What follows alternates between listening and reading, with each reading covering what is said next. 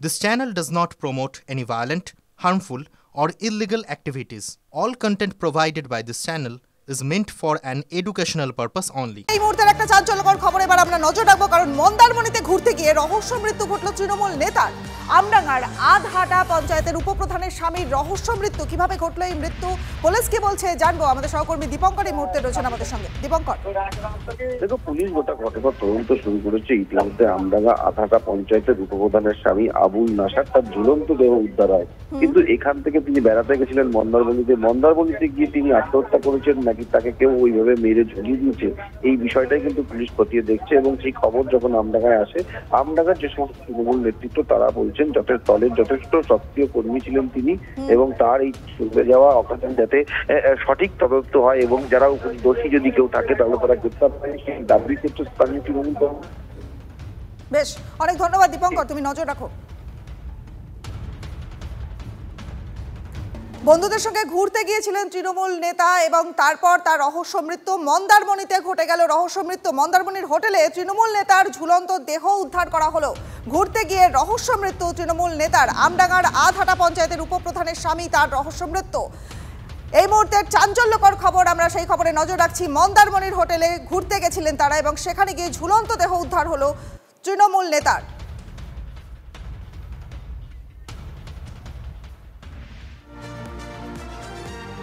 আর আবারও বোমা উদ্ধার হলো। স্থান বাসন্তীতে রাজ্য সড়কের একেবারে পাশে ব্যাগের মধ্যে থেকে 6টা বোমা উদ্ধার করলো পুলিশ।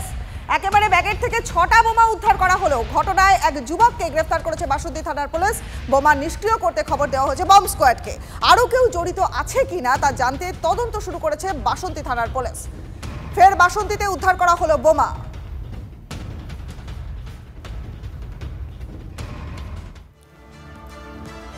আর এবার জিনাতের খবরের দিকে নজর রাখবো। ঠিক কোন দিকে চলে বেড়াচ্ছে জিনাত, সেই দিকে নজর থাকবে। সিমলাপাল থেকে বেলপাহাড়িতে ঢুকে পড়েছিল এই বাঘিনী। কয়েক ঘন্টা বেলপাহাড়িতে থাকবার পর এবার কাকড়াঝোড়ের দিকে এগিয়ে চলেছে বাঘিনী জিনাত। আমাদের সহকর্মী কাকড়াঝোড় থেকে সরাসরি রয়েছেন হিরক। কাকড়াঝোড়ের কোন দিকে এই বাঘিনীর এখনকার অবস্থান, বন দপ্তর কি বলছে, কি কি তথ্য আছে?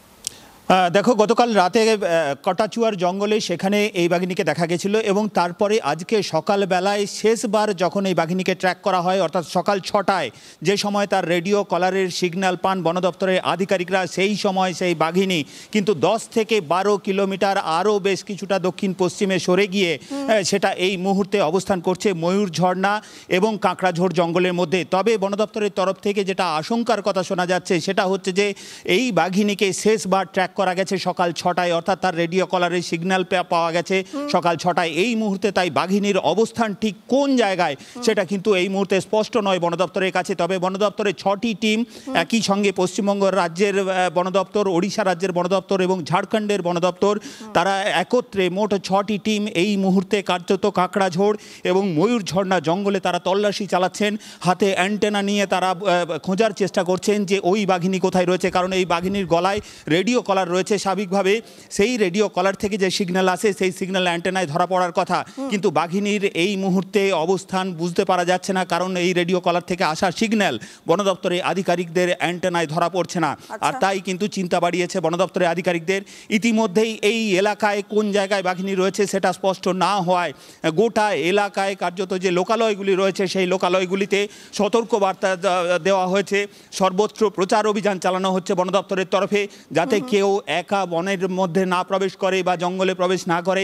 এমনকি যে জঙ্গল পথ, তুমি জানো যে কাঁকড়াঝোড় এক দুর্গম জঙ্গল, সেই জঙ্গলের মধ্যে একাধিক রাস্তাও রয়েছে, সেই রাস্তা দিয়ে যাতে কেউ একা যাতায়াত না করেন সেই বিষয়েও সতর্কবার্তা জারি করা হয়েছে বন দপ্তরের তরফ থেকে। বন দপ্তরের তরফ থেকে এই বাঘিনীকে খোঁজার সর্বতোভাবে চেষ্টা করা হচ্ছে, কিন্তু এখনও পর্যন্ত সকাল 6টার পর দীর্ঘ সময় কেটে গেছে, এখনও পর্যন্ত এই বাঘিনীর কিন্তু কোনো খোঁজ মিলছে না। স্বাভাবিকভাবে ক্রমশ চিন্তা বাড়াচ্ছে এই বাঘিনী, ক্রমশ চিন্তা বাড়াচ্ছে বন দপ্তরে। ধন্যবাদ তোমায়, তুমি নজর রাখো। আর আমরা কথা বলেছিলাম বন দপ্তর বিশেষজ্ঞ জয়দীপ কুণ্ডুর সঙ্গে, তিনি কি বলেছেন শুনুন। রেডিও কলারটাকে ট্র্যাক করে করে তার প্রক্সিমিটির কাছাকাছি যাচ্ছে, তখন সেও তো ডিস্টার্ব হচ্ছে, সে আরো আর দূরে সরে যাচ্ছে। তো সেই সব অনেক কারণ থাকে, যে জন্য লাইভ বেড যেটা আপনি বলছেন, মোষ দেওয়া বা ছাগল দেওয়া ইত্যাদি, তো সেইগুলো সবসময় যে কাজে লাগবে বা সব ক্ষেত্রে রুল বুক অনুযায়ী চলবে এরকম কিছু ঘটনা নয়।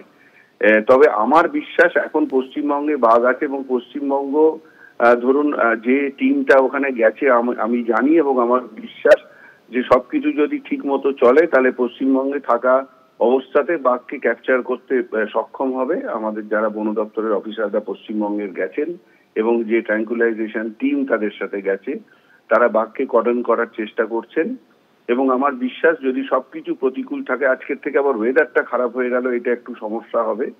তো দেখা যাক, আমরা এখনো অবধি আশাবাদী এবং আশা নিয়েই তো আমাদের এগোতে হবে। তো আমার ধারণা বাঘকে মানে ট্র্যাঙ্কুলাইজ করে ক্যাপচার করা যাবে, যদি না সে অন্য স্টেটে আবার ঢুকে যায়। এবার নজর রাখবো রবীন্দ্র সরোবরের দিকে। অবৈধ নির্মাণের অভিযোগে কেএমডিএর বিরুদ্ধে প্রতিবাদে রবীন্দ্র সরোবরে বিক্ষোভ প্রাতঃ ভ্রমণকারীদের। সরোবর চত্বরে নির্মাণ নয় 2017 সালের নির্দেশ দেয় পরিবেশ আদালত। নির্দেশকে বুড়ো আঙুল দেখিয়ে অবৈধ নির্মাণের অভিযোগ উঠছে। উন্নয়নের কাজে বাধা দেন পরিবেশ কর্মীরাই। সামান্য রাস্তা তৈরির কাজেও কেন বাধা, প্রশ্ন করলেন পুর এবং নগরোন্নয়ন মন্ত্রী ফিরহাদ হাকিম। জমির ক্যারেক্টারটাকে চেঞ্জ করে বলেছিল জমির চরিত্র কোনো চেঞ্জ হবে না, কোর্ট অর্ডার দিয়েছিল। তো সেটা করে ঢালাই হচ্ছে, মাটির তলায় জলও যাবে না।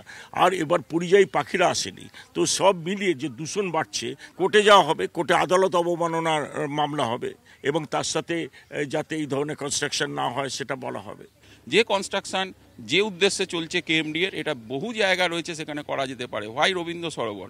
রবীন্দ্র সরোবর হচ্ছে লাংস অফ সাউথ ক্যালকাটা, শুধু নয় কলকাতার লাংস। সেই লাংসকে যদি আমরা বরবাদ করি, এমনিতেও আমরা ঠিক মতন শ্বাস নিতে পারছি না। কেন রবীন্দ্র সরোবরের তো করার অনেক জায়গা আছে, বাচ্চাদের কিছু নেই? এখানে একটা প্রজাপতি গার্ডেন করতে পারতো, তাহলে বাচ্চারা এখানে এসে খুশি হতো, এবং বাচ্চাদের একটা পার্ক করতে পারতো, সেটাও খুশি হতো।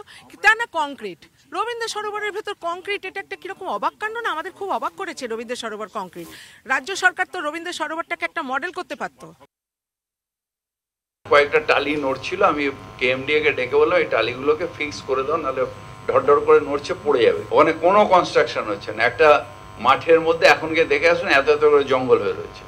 ওখানে একটা পিচ করে বাচ্চাগুলো খেলবে। যেহেতু অন্য যারা খেলার ক্লাবগুলো আছে তারা ওই টাকা নিয়ে খেলা, যিশু বলে দিয়েছে ভুল করে যে আমরা গরিব মানুষদের ফ্রিতে খেলাবো, তাই সবাই ঝাঁপিয়ে পড়েছে। আর সেটা পরিবেশবিদরা ওদের কাছে টাকা খেয়ে এইসব কাজ করছে।